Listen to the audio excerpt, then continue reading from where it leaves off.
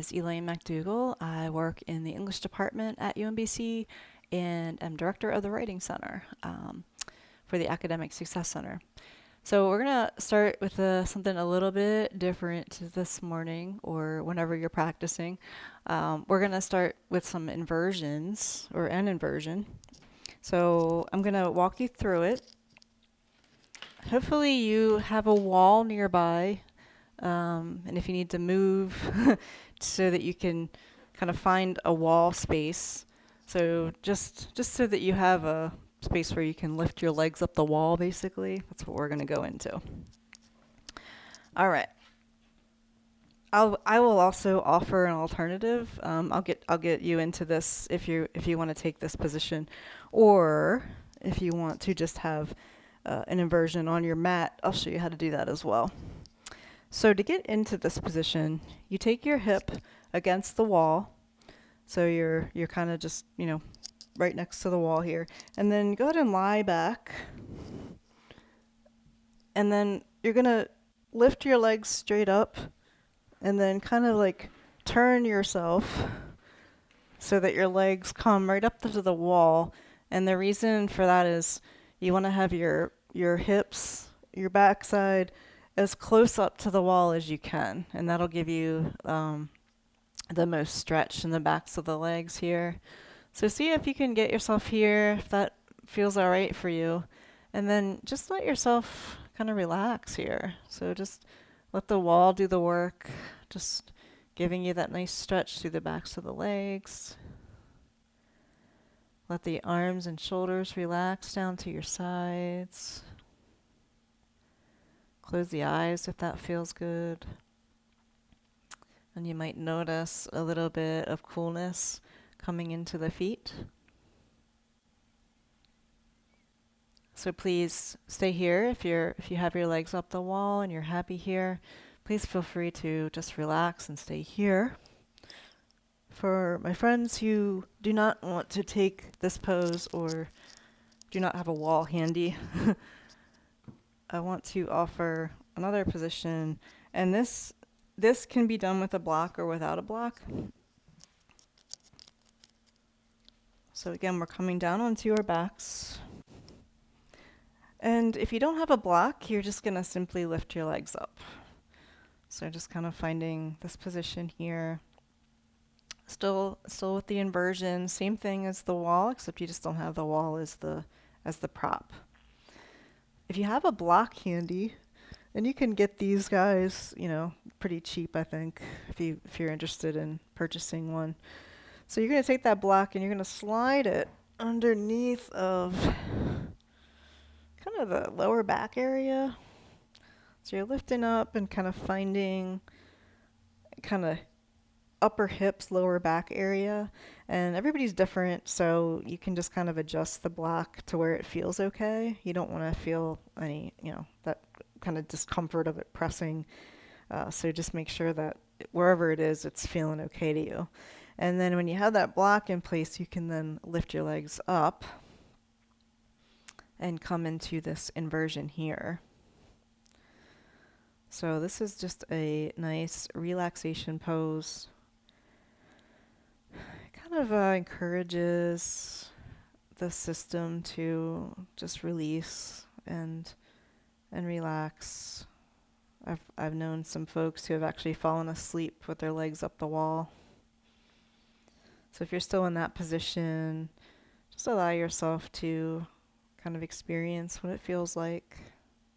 And again, you're going to feel a little bit of sensation in the feet, a little bit of coolness perhaps. So just allowing that release to happen. And the shoulders relax.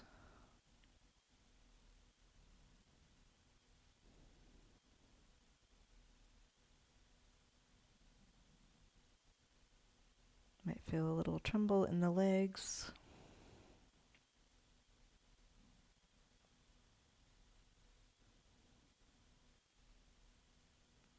So wherever you are, stay there for a few more breaths. And I just wanted to offer you a poem as you're continuing in your inversion.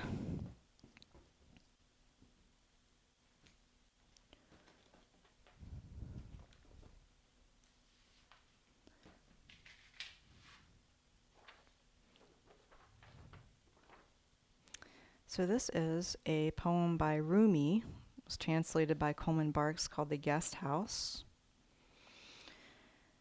This being human is a guest house. Every morning a new arrival, a joy, a depression, a meanness, some momentary awareness comes as an unexpected visitor. Welcome and entertain them all, even if they are a crowd of sorrows who violently sweep your house empty of its furniture. Still, treat each guest honorably. He may be clearing you out for some new delight. The dark thought, the shame, the malice. Meet them at the door, laughing, and invite them in. Be grateful for whatever comes, because each has been sent as a guide from beyond. So thinking about how this might apply to anything you're going through right now, adversity, something that isn't necessarily wanted. See if you can maybe change the mindset of how you will approach that thing or that circumstance. Sometimes inversions are nice because you're kind of turned upside down. So maybe thinking about things in a different way, with a different light.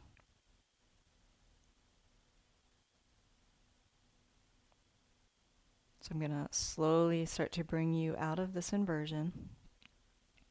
All right, if your legs are up the wall, you're going to just slowly start to bend through the knees and maybe roll yourself over to one side and just be nice and gentle and slow. Maybe curl into a fetal position, rounding the back.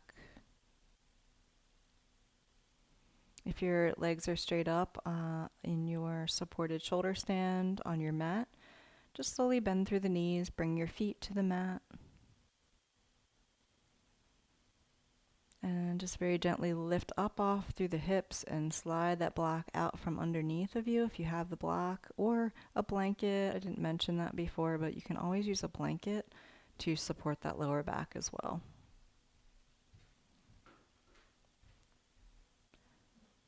So if everybody can make their way back to their mats and just come down onto your back. Bring both knees up into the chest. Give them a squeeze and maybe a little rock from side to side.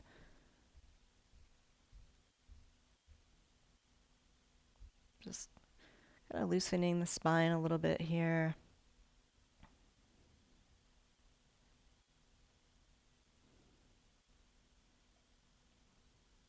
Nice job.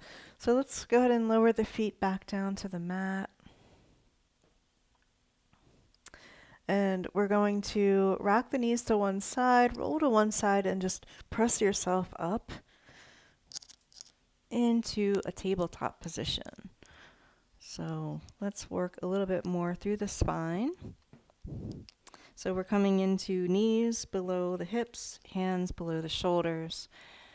And we'll start to lift the gaze up. And then as we come into our cat pose, round the spine, look back towards your knees or your belly button, rounding in. And then just move through this cat-cow position, starting to, again, just loosen up the spine a little bit.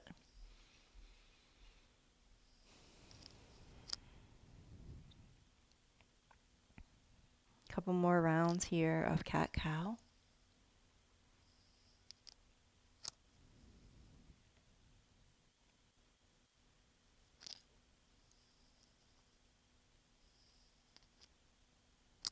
Nice, and let's come to a neutral position here.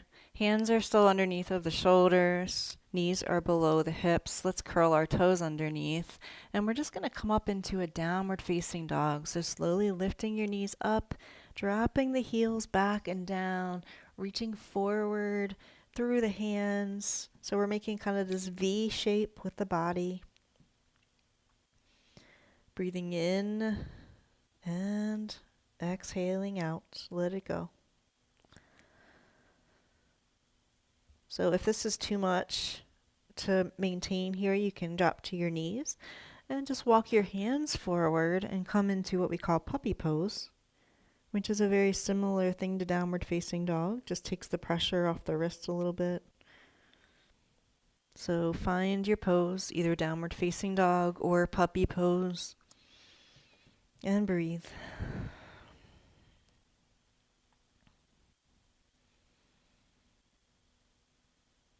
And let's slowly make our way to a forward fold. So if you're in downward facing dog, just start to walk your feet forward. If you're in puppy pose, just make your way to a standing position and let yourself fold in half here. Release the head and the neck. Maybe a gentle sway from side to side, if that feels good for you.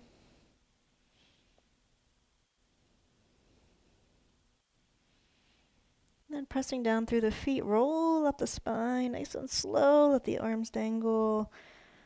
And slowly make your way to standing. And let me just adjust my screen real quick here. We're going to close out here with just a few arm movements here. So coming into mountain pose, feet are flat on the mat, standing nice and tall. Different inversion here, standing straight up this time, the way we're used to. Inhale, reach up overhead. Bring palms together if you can. And then exhale your hands down to your heart center. And let's just do 2 more of those. Hands to your sides. Inhale, reach up and over. Nice big breath in. Maybe a little back bend here if you like. You can reach the arms back a little bit. Open up through the chest. Bring palms together and exhale down. One more time. Hands to your sides and inhale up and overhead. Palms together and exhale down. Bring your hands into your hearts. And just find some space here. Space for the breath. Make your belly nice and big with breath as you inhale. Think about that nice deep breath we started with.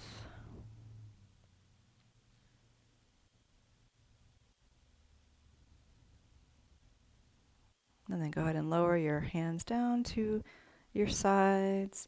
Take a nice big shoulder roll. And one more shoulder roll. And I'm grateful to all of you for logging into the practice, moving your body a little bit, thinking about inversions and looking at things in different ways. So I wish you all a beautiful day, beautiful week, beautiful year. Namaste.